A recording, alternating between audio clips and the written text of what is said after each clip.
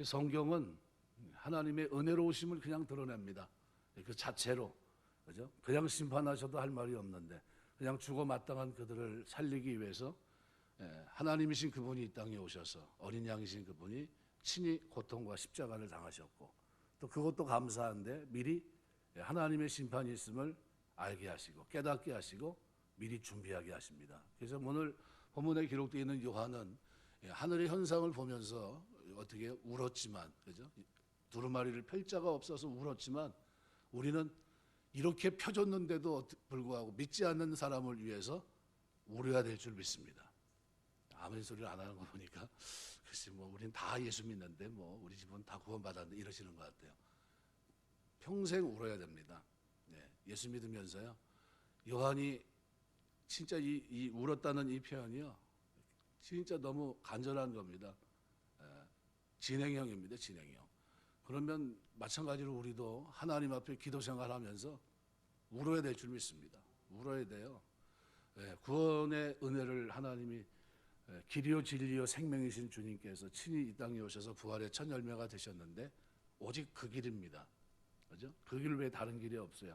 오직 그 생명입니다. 그 생명 외에 다른 생명이 없어요. 오직 그 진리입니다. 그분이 말하고 있는 이 진리, 이걸 통하지 않고는 하나님 보좌에 오를 수 있는 사람이 아무도 없어요. 그런 의미로 본다면 오늘 본문은 요한의 울음이 결코 헛되지 않았다 하는 것을 우리가 알 수 있습니다.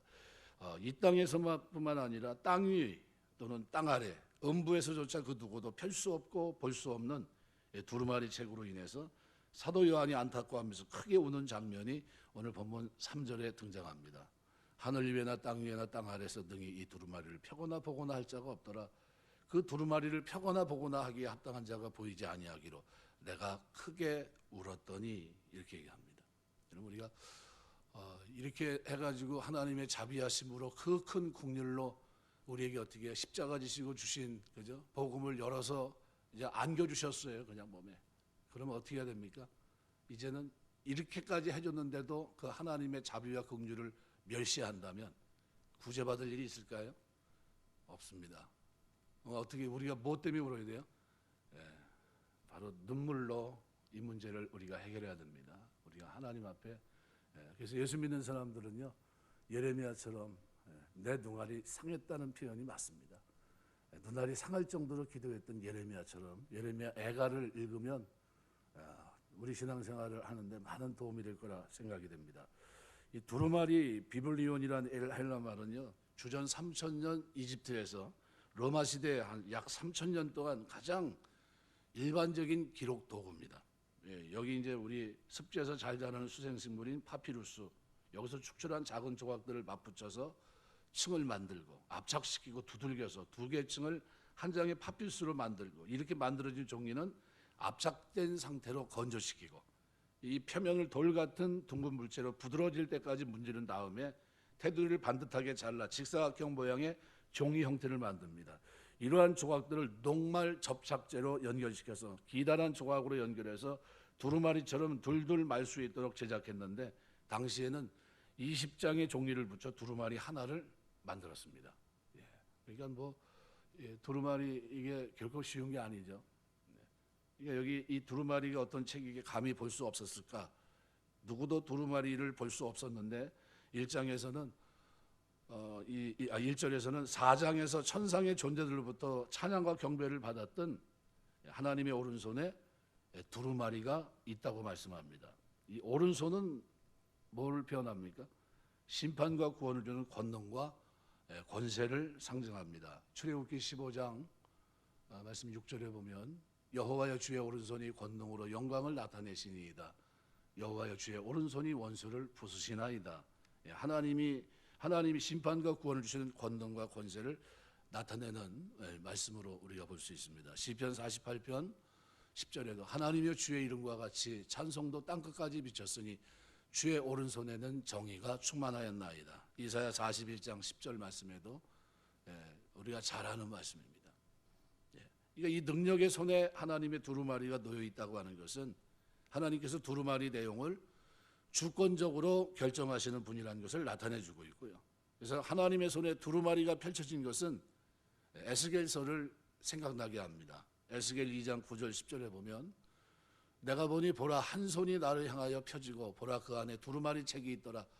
그가 그것을 내 앞에서 펴시니 그 안팎에 글이 있는데 그 위에 애가와 애곡과 재앙의 말이 기록되었더라. 이렇게 표현합니다.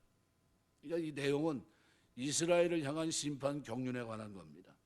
주목할 것은 에스겔서에서는 하나님의 손에 손에 있다는 겁니다. 들려있는 두루마리가 요한계시록에서는 하나님의 손 위에 헬라어로 에피 뭐뭐 위에 있다는 겁니다.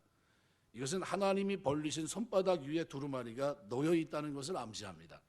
이 차이는 하나님의 구속 경륜, 그죠? 이것의 진전을 보여줍니다. 어느 시대요? 에스겔서에서는 손 안에 있었지만 이것이 이제는 손 위에 있다는 거죠. 그 뭐예요? 그만큼 가까워졌다는 거죠. 만약 하나님이 두루마리를 쥐고 계시다면 그 누구도 이 두루마리를 빼앗아갈 수 없습니다. 하지만 하나님께서 이 손을 펴시고 두루마리를 두신 것은 손 위에 두루마리를 두신 게 뭡니까? 이제는 하늘에서 완성될 구원 경륜을 누군가가 취해서 이 땅에서 하나님의 구속 역사에 동참하기를 기다리고 계신 거예요. 드디어 때가 찼다는 겁니다. 그리고 드디어 닫혀졌던 손을 여신 거예요. 손 위에 두루마리를 두신 겁니다. 그러니까 하나님의 손 위에 놓인 이 두루마리는 안팎으로 기록되어 있었고 7인으로 봉인되어 있었다. 에스겔서에서는 이것을 애가, 애곡, 재앙으로 설명합니다.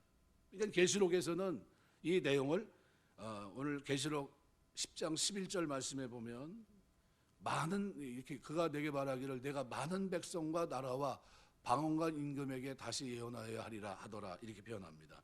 이건 무슨 얘기입니까?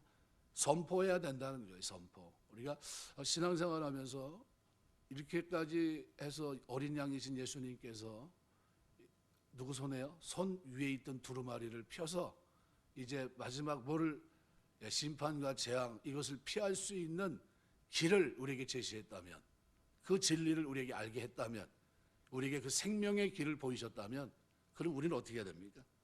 이것을 전해야 되겠죠. 이게 복음입니다. 살아가는 동안 이것을 왜 전하느냐, 왜 쓸데없이 그러고 있느냐? 바로 그 후에 뭐가 있기 때문이에요?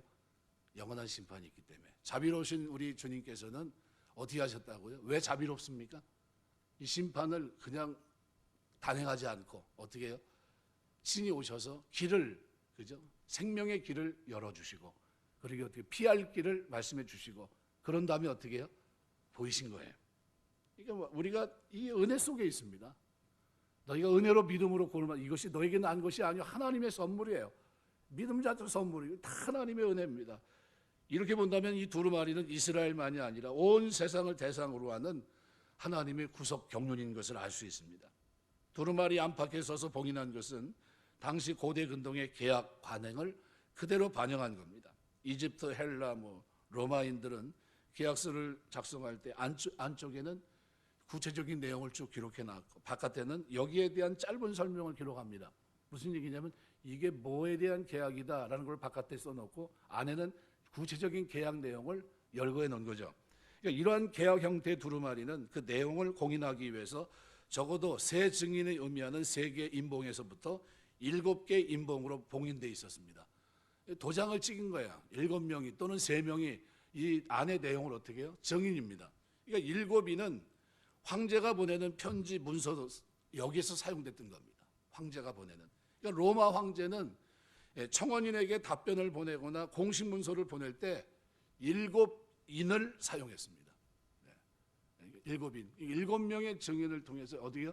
내용을 증거한 겁니다. 그래서 인봉한 문서는 그것이 중요한 문서라는 것을 상징하고 아무나 함부로 봐서도 안 된다는 것을 의미하고 있고요. 그래서 이 두루마리의 구체적인 내용은 봉인이 해제돼서 펼쳐진 상태에서 드러나는 겁니다. 그래서 요한계시록 10장 8절에서 11절에 보면 하늘에서 나서 내게 들리는 음성이 또 내게 말하 이르되 내가 가서 바다와 땅을 밟고 서 있는 천사의 손에 펴놓인 두루마리를 가지라 하기로 내가 천사에 나가 작은 두루마리를 달라 한즉 천사가 이르되 갖다 먹어버리라 내 배는 쓰나 내 배는 꿀같이 달리라 하거늘 내가 천사의 손에 작은 두루마리를 갖다 먹어버리니 내 입에서는 꿀같이 다나 먹은 후에 내 배에서는 쓰게 되더라.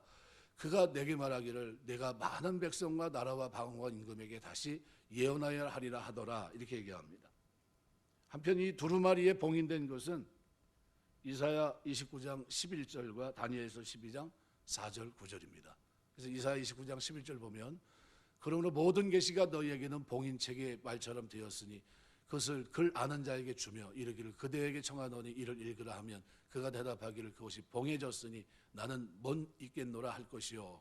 또 다니엘서 12장 4절 9절에 보면요, 다니엘아 마지막 때까지 이 말을 간수하고 이 글을 봉함하라. 많은 사람이 빨리 왕래며 지식이 더하리라. 그가 이르되 다니엘아 갈지어다 이 말은 마지막 때까지 간수하고 봉함할 것임이니라. 이렇게 봉함했던 이거를 누가 여신 겁니까? 예수님께서 여신 겁니다. 그러니까 그거를 그러니까 우리 다니엘서와 에스겔서와 잘 연결이 돼 있습니다. 그래서 온 세상을 경영하신 하나님의 언약 계획이 이렇게 봉인돼 있었습니다.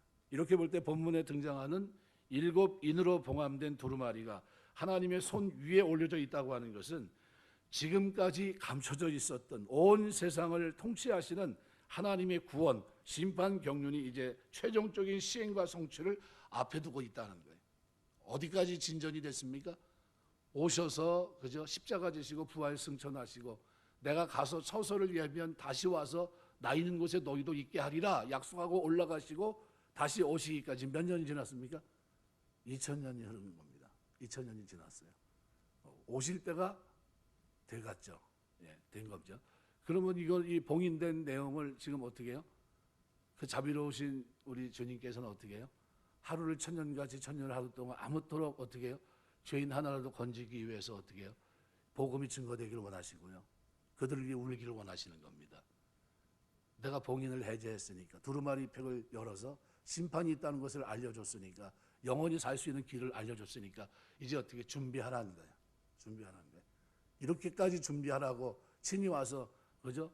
피 흘려주시고 죽기까지 순종하시면서 이 봉인 두루마리 책을 여신 주님이 이걸 이렇게까지 하시면서 말씀으로 사복음서를 통해 사도들을 통해서 증거했는데 그럼에도 불구하고 준비하지 않으면 책임은 누구에게 있습니까? 자신에게 있습니다. 자신에게. 우리는 뭡니까? 복음을 증거하는 겁니다. 그래서 오늘 본문에도 바로 그런 내용을 쭉 담고 있는데요. 그러니까 이 두 본문 이사야서 29장과 다니엘서 12장 이 말씀은 모든 심판과 관계된 하나님의 계시의 책 두루마리가 마지막 때까지 간수되고 봉함되었다는 것을 말씀하고 있고요. 이 책은 인자가 자신의 영원한 나라를 세우기 위해 갔던 천상의 궁정에서 본 펼쳐진 심판의 책 다니엘서 7장 10절에 기록이 되어 있는데요. 불이 강처럼 흘러 그의 앞에서 나오며 그를 섬기는 자가 천천히 그 앞에 모셔선 자는 만만이며 심판을 베푸는데 책들이 펴 놓였더라. 다니엘서 7장 10절로 정한 때 그러니까 다니엘서 8장 17절서부터 그가 내가 선 곳으로 나왔는데 그가 나올 때 내가 두려워서 얼굴을 땅에 대고 엎드리며 그가 내게 이르되 인자야 깨달아 알라 이 환상은 정한 때 끝에 관한 것이니라. 그 후에 또 19절 26절 보면요. 이르되 진노하시는 때가 마친 후에 될 일을 내가 내게 알게 하리니 이 환상은 정한 때 끝에 관한 것이니라. 26절 이에 바람과 주야에 대한 환상은 확실하니 너는 그 환상을 간직하라. 이는 여러 날 후의 일임이라 하더라. 이걸 어떻게 해요? 이것이 지나면 정한 때가 지나면 밝히 드러난다는 거예요. 그러니까 온 세상을 경영하시는 하나님의 언약 계획을 반영한 겁니다. 이렇게 볼 때 본문에 등장하는 7인으로 봉함된 이 두루마리가 하나님의 손바닥 위에 올려 있다고 하는 것은 지금까지 감춰져 있던 온 세상을 통치하시는 하나님의 구원과 심판 경륜이 이제 최종적인 시행과 성취를 눈앞에 두고 있다는 거예요. 다가왔다는 겁니다. 언제 시행해도 이제는 어떻게 해요? 너무 늦은 거 아닙니까? 이렇게 생각하죠. 너무 빠르신 거 아닙니까? 이 말은 맞지 않다는 거죠. 왜요? 지금 복음이 증거되지 않은 곳이 지구촌에서 있습니까? 없어요. 다 퍼졌습니다. 돌았어요. 이제 한 바퀴 싹 돌았습니다. 복음이 한 바퀴 삥 돌면서 유럽으로 해서 어떻게 아시아까지 해가지고 한 바퀴 다 돌아서 다시 유태인에게 들어갔어요. 그러면 다 된 거 아닙니까? 그래서 성경 보라 이 복음이 다 증거되기 전에 내가 오리라 그랬어요. 그러면 어떻게 보면 사실상 끝입니다. 끝. 그러니까 이때 힘 있는 천사가 큰 음성으로 외칩니다. 2절 보니까 이렇게 내가 보면 힘 있는 천사가 큰 음성으로 외치기를 누가 이 두루마리를 펴며 그 인을 떼기 합당하냐 하나. 힘이 있다는 이것은 특별한 지위가 있다는 것을 암시하고요. 데살로니가서 4장 16절 같은 데를 보시면 조금 이렇게 됩니다. 주께서 호령과 천사의 소리 하나님의 나팔 소리로 친히 하늘로부터 강림하시니 그리스도 안에서 죽은 자들이 먼저 일어나고, 그러니까 아주 특별한 힘이 있는 지위를 말씀하고 있는데, 이 힘 있는 천사는 계시록에서 두 번 더 등장합니다. 작은 두루마리를 들고 나타날 때 10장 1절 2절, 내가 또 보니 힘센 다른 천사가 구름을 입고 하늘에서 내려오는데 그 머리 위에 무지개가 있고 그 얼굴은 해같고 그 발은 불기둥 같으며 그 손에는 펴놓은 작은 두루마리를 들고 오른발은 바다를 밟고 왼발은 땅을 밟고. 생각만 해도 무시무시하지 않습니까? 두 번째는 언제요? 바벨론 멸망에 대해서 선언할 때입니다. 18장 21절, 요한계시록 18장 21절에 기록이 되어 있는데, 하나님의 구원 역사의 중요한 시점마다 누가 등장합니까? 힘 있는 천사가 등장합니다. 여기서 와서 뭘 합니까? 큰 음성으로 외칩니다. 외친다는 이 케루소라는 헬라 말은요, 왕의 명령을 전달하는 사자로 공식적으로 권세 있게 선포한다는 뜻입니다. 그냥 대충 와서 소리 지르는 게 아니라요, 사자로서 소리를 지르는 거예요. 그러면서 그때 한 말이 뭡니까? 누가 그 두루마리를 펴며 그 인을 떼기에 합당하냐? 이 세상 피조물 중에 이 일을 행할 자격이 있는 자를 찾는 동시에 아무도 자격을 갖춘 이가 없다는 것을 강조하기 위한 겁니다. 여기 합당하다라는 이 헬라말 악시오스라는 말은요, 그 행위를 할 수 있는 본래적인 충분함을 의미합니다. 그런데 이 일을 행할 본래적인 권세가 충분하다는 뜻인데, 천사의 선포는 하나님의 구속사 가운데 이제 본격적으로 펼쳐질 심판, 구원 경륜을 이루기에 충분한 권세와 능력과 자격을 가진 자가 과연 누가 있느냐고 온 천지에 공포한 겁니다. 근데 아무리 찾아도 있어요, 없어요? 없어요. 그 크고 장엄한 선언의 사도 요한은 과연 합당한 자가 누구인지 하늘과 땅 아래까지 모두 살펴봅니다. 결과는 없었어요. 두루마리를 펴거나 보거나 할 능력과 권세를 가진 자가 전무했습니다. 이 충격적인 사실에 사도 요한은 크게 목 놓아 울습니다. 여기 헬라말로 에클라이오라는 울다라는 이 표현이요, 주체할 수 없는 슬픔을 묘사할 때 씁니다. 이것은 하나님의 구원 경륜이 자초될 것 같은 슬픔, 두려움으로 인한 울음이고, 장차 주어질 새하늘과 새 땅의 유업도 상속받지 못할 암담한 미래에 대한 안타까움으로 인한 울음입니다. 이게 무슨 얘기입니까? 하나님의 이 모든 구속 경륜이 여기서 어떻게 더 이상 앞으로 나가지 못하고 정체된 것 같은, 그리고 이것이 해결이 돼야 되는데 하는 안타까움 속에서 어떻게 통곡하며 울었던 겁니다. 이때 24 장로 중 하나가 요한에게 다가옵니다.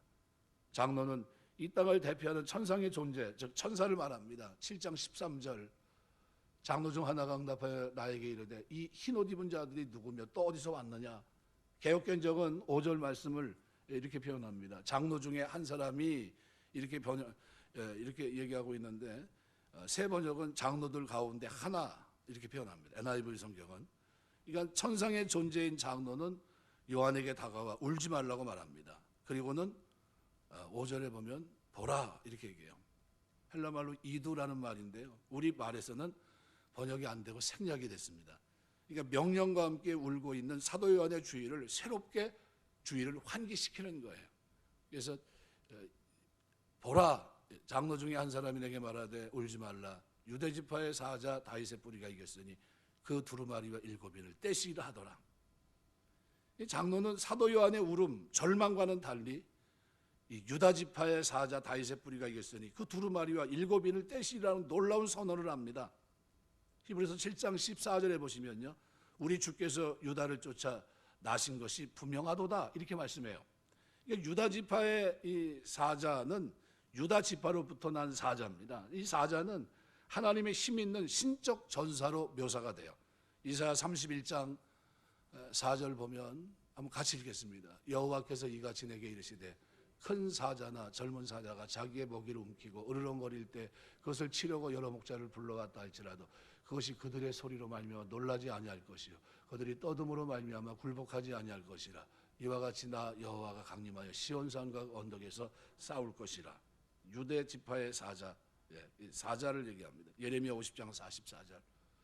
보라, 사자가 요단의 깊은 숲에서 나타나듯이 그가 와서 견고한 저서를 칠 것이라. 내가 즉시 그들을 거기에서 쫓아내고 택한 자를 내가 그 자리에 세우리니 나와 같은 자 누구며 출두하라고 나에게 명령할 자가 누구며 내 앞에 설 목자가 누구냐.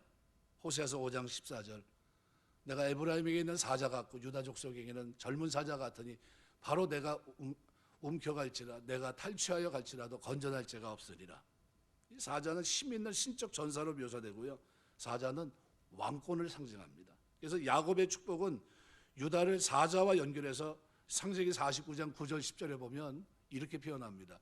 유다는 사자 새끼로다. 내 아들아 너는 움킨 것을 찢고 올라갔도다.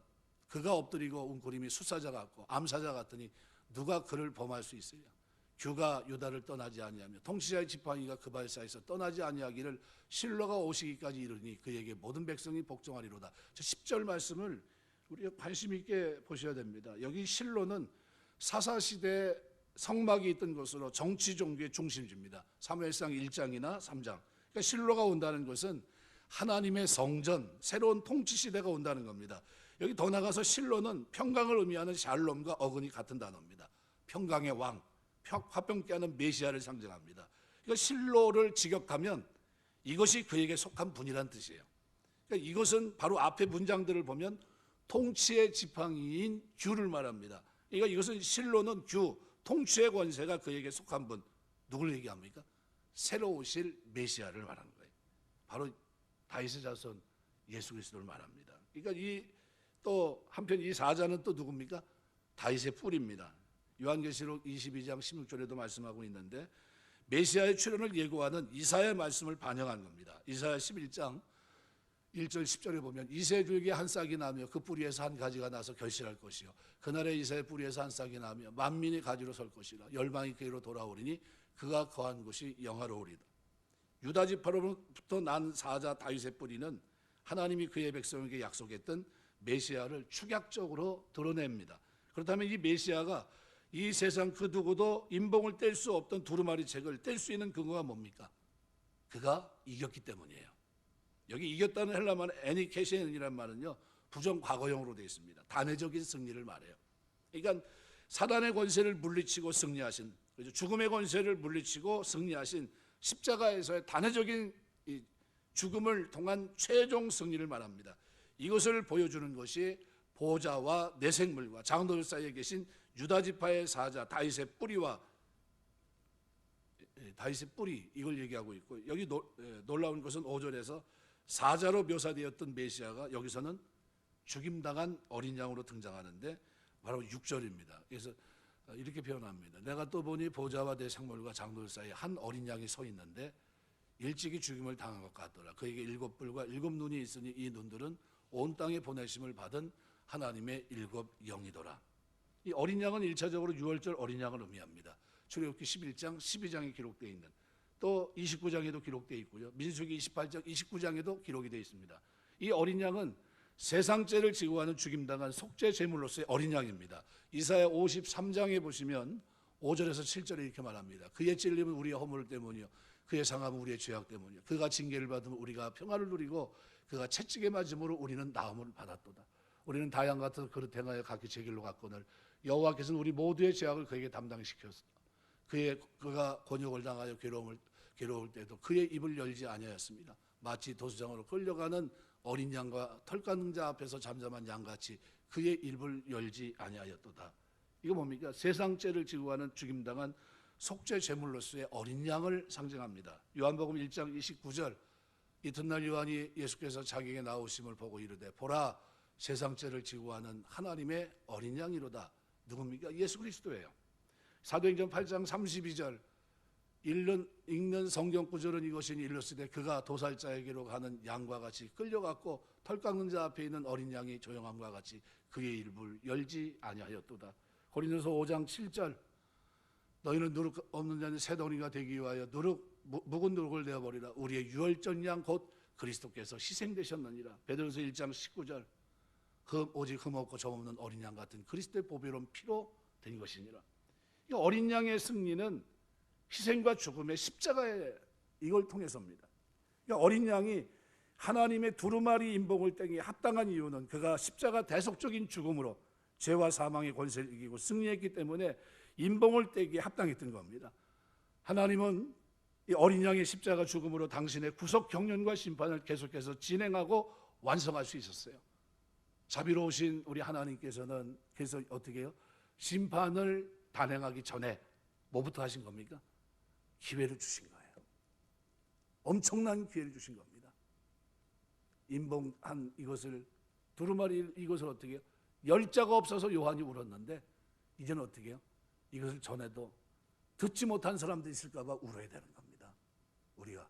그래서 사도 바울은 뭐라고 합니까? 내가 복음을 전하는 마땅히 할 일이다. 만일 내가 이것을 전하지 않으면 나에게 화가 있을 거다 그랬어요. 왜요? 알면서도 가만히 있는 거예요. 알면서 가만히 있는 거예요. 뻔히 그 결과를 알면서도 만약 가만히 있는다고 가만히 생각해 보세요. 모른 척하고 있고. 그럼 우리에게는 뭐예요? 우리에게는 그 하나님의 심판이 준비된 심판이 될 수 있겠지만 모르는 그들에게는 어떤 심판입니까? 이게 깜짝 놀랄 만한 도적같이 임하는 심판이 되는 거예요. 진짜 하나님이 있네? 이런 걸 믿었을 텐데. 1992년도에 지존파가 나타나서 나중에 사형장에 김현진 장로인가요? 해가지고 이렇게 뭐 복음도 전하고 나중에 장기 이렇게 기증하면서 천국 갔는데 그때 그 한 말이 이거 말입니다. 나에게 누가 예수 믿으라는 말만 해줬으면 오늘 내가 이렇게 되지 않았을 겁니다. 이 얘기예요. 저는 이 시대 그리스도인들에게 던진 질문입니다. 뭐 하고 있냐는 거예요. 그들을 위해서 울어야 되는데 뭐 하고 있냐는 거예요. 요한이 울은 것처럼 울어야 되는데 우리에게 울음이 없다면 그럼 우리는 어떻게 해야 됩니까? 아무쪼록 복음을 미리 준비하는 나팔수가 나팔로 경고하지 않으면 그 책임은 누구에게 있습니까? 나팔수에게 있는 거예요. 여러분 우리 주변에 많은 사람들에게 여러분 우리는 복음의 제사장들이에요. 나팔수예요. 임박한 진노를 알려야 돼요. 나팔을 불지 않은 군인이 있다면 어떻게 할 거예요? 지금 쳐들어왔어요. 지금 전시 상황입니다. 그럼 그냥 막 어떻게 할지 모르고 있는데 가만히 있다고 생각해 보세요. 그럼 뭐라고 그럽니까? 직무유기입니다. 직무유기. 자기 할 일을 못하는데.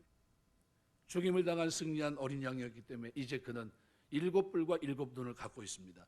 뿔은 힘과 권세를 상징하며 7뿔은 완벽한 힘과 권세를 소유함을 의미하고요. 7눈은 온 땅을 두루 감찰하는 하나님의 7영, 7중의 성령을 상징합니다. 그러니까 스가랴 4장 2절, 6절, 10절에 보면 그가 내게 묻되 내가 무엇을 보느냐? 내가 대답하되 내가 보니 순금 등대잔이 있는데 그 위에는 기름 그릇이 있고 또 기름 그릇 위에 7 등잔이 있으며 그 기름 그릇 위에 있는 등잔을 위에 7 관이 있고 또 6절 보면 그가 내게 대답하여 이르되 여호와께서 스룹바벨에게 하신 말씀이 이러하니라.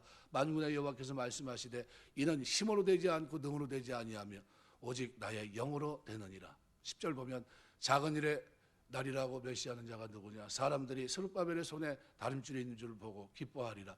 이 7은 온 세상에 두루다니는 여호와의 눈이라 아니라. 뭘 상징합니까? 어린 양이 온 땅을 두루 감찰하는 7중의 성령이 있다는 것은 하늘에서 결정된 하나님의 구속 경륜이 예수 그리스도를 통해서 성령의 능력으로 이 땅에 반드시 이루어지게 하려는 하나님의 확실한 의지를 나타낸 거예요. 그래서 스가랴 4장 6절은 이렇게 표현합니다. 스가랴 4장 6절. 그가 내게 대답하여 이르되 여호와께서 스룹바벨에게 하신 말씀이 이러하니라. 만군의 여호와께서 말씀하되 이는 힘으로 되지 않고 능으로 되지 아니라 오직 나의 영으로 되느니라. 죽음으로 승리한 하나님의 어린 양이 마침내 나아가 보좌에 앉으신 하나님의 오른손에서 두루마리를 취하십니다. 그게 7절 말씀이에요. 그 어린 양이 나와서 보좌에 앉으신 이의 오른손에서 두루마리를 취하시니라. 오른손 위에 있던 그 두루마리를 취하신 겁니다. 이제 하나님의 구속 경륜을 시행하신 분은 하늘 위에나 땅 위에나 땅 아래나 오직 한 분, 누굽니까? 어린 양이신 예수 그리스도밖에 없다는 것을 공식적으로 드러난 겁니다. 예수께서 하나님의 두루마리를 취할 수 있었던 이유는 그가 죽음으로 죄와 사단의 세력을 이긴 유일한 분이기 때문에, 사망의 권세를 깨뜨려 버렸기 때문입니다. 우리는 그 누구도 인봉을 떼기 합당한 다른 일을 찾을 수가 없습니다.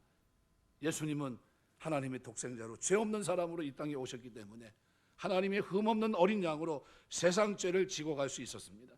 그리고 그분의 죽음은 온 세상을 뒤덮은 어마어마한 승리를 가져왔고요. 마침내 하나님의 종말론적인 구원 경륜을 떼기에 합당한 자격을 부여받은 겁니다. 7 인봉되었던 그것을 드디어 누구요? 하나님의 손 위에 있던 그것을 두루마리를 잡아서 뗀 겁니다. 죽음으로 승리한 어린 양이 마침내 두루마리를 펴셨어요. 그럼 뭐가 진행될까요? 심판이 단행되는 겁니다. 영원한 심판이, 영벌과 영생의 길이 바로 그리스도의 손에 있다는 사실을 말씀해 줍니다. 말씀을 맺겠습니다. 그렇다고 한다면 저는 한 가지만 말씀드리려고 합니다. 인봉을 뗄 자가 도대체 누구냐? 없어서 울었어요. 그런데 큰 천사가 와서 어떻게 해요? 합당한 자가 있다. 이미 그걸 하나님이 준비하셨거든요. 구속 경륜 속에서 누굽니까? 어린 양이신 그리스도가 이 땅에 오셔서 그 인봉 권세와 능력으로 나머지 일들을 추진하실 그분이 이 땅에 오셔서 십자가 지시고 사망의 원세를 깨버리시고 그리고 모든 권세와 능력을 가지고 두루마리를 펴게 될 거라는 거죠. 이거를 계속해서 구약과 신약이 어떻게 해요? 에스겔서에서 또 다니엘서에서 또 이것을 요한계시록에서 설명해 준 겁니다. 그러면 여기다 다른 의미를 달 필요가 없어요. 왜요? 이것이 중요하고 그것이 이제 이루어졌기 때문입니다. 그럼 뭐가 남았습니까? 그것을 단행하고 이제 실행하실 하나님은 어떤 분입니까? 은혜로우시고 자비로우신 분이에요. 왜요? 그거를 그냥 덮어놓고 심판하시는 게 아니라 어떻게 해요? 그것을 하기 위해서 목숨까지 내버리신 겁니다. 피를 흘려주셨고요. 그렇게 하면서까지 어떻게 해요? 잡은 것을 가지고 열어서 보여주신 겁니다. 이게 성경이에요. 이 성경을 통해서 우리가 누구의 사랑을 압니까? 하나님의 사랑과 자비와 긍휼을 알게 돼요. 이것이 복음입니다. 그럼 이 복음을 우리는 전해야 되고요. 이것이 증거되지 않는 그것 때문에 우리는 울어야 되는 겁니다. 하나님이 이 땅에 복음이 증거되게 하시고요. 5대양 6대주의 복음이 들어가지 않은 곳에 복음이 들어갈 수 있도록 하나님 허락해 주옵소서. 그리고 그것 때문에 안타까워하며 울 수 있는 사람이 이 시대를 사는 파수꾼들입니다. 깨어있는 사람들. 그들이 이 기도에 이 영역에서 벗어나질 않는 거예요. 연세 드신 권사님들이 늘 기도할 때마다요.